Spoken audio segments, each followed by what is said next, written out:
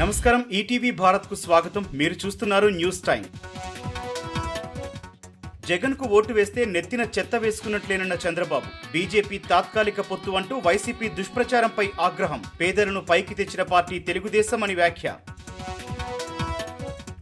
గ్రామ వార్డు సచివాలయాల వద్ద పెన్షన్ల పంపిణీకి సెర్ప్ ఆదేశాలు. టీడీపీపై వ్యతిరేకత కోసం ప్రభుత్వ ఎత్తుగడ అంటున్న రాజకీయ వర్గాలు. వృద్ధులను సచివాలయాల వద్దకు రప్పించి ఇబ్బంది పెట్టేలా వ్యూహం.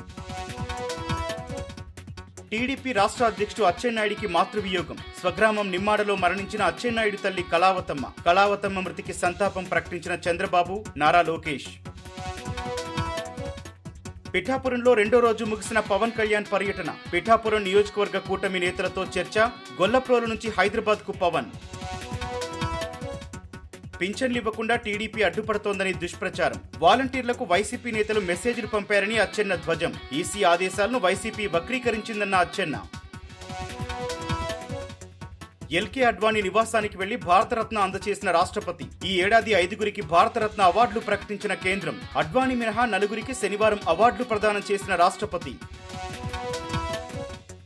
ఇండియా కూటమి సభలో పాల్గొన్న రాహుల్ గాంధీ. మ్యాచ్ ఫిక్సింగ్ ద్వారా గెలిచేందుకు మోదీ కుట్ర చేస్తున్నారంటూ ఆరోపణ. అక్రమాలకు పాల్పడకుంటే బీజేపీకి 180 సీట్లు దాటవని వ్యాఖ్య. ఎన్నికల వేళ కాంగ్రెస్ కు పెరుగుతున్న కష్టాలు. 1745 కోట్ల రూపాయలు కట్టాలంటూ మరో నోటీసు పంపిన ఐటీ శాఖ. 1823 కోట్లు కట్టాలని 2 రోజుల క్రితం నోటీసు. మహా ర్యాలీలో పాల్గొన్న కేజ్రీవాల్ సతీమణి సునీత. ఈడీ కస్టడీలో ఉన్న కేజ్రీవాల్ సందేశాన్ని చదివిన సునీత కేజ్రీవాల్. సందేశంలో ఇండియా కూటమి తరపున 6 హామీలు ఇచ్చిన కేజ్రీవాల్.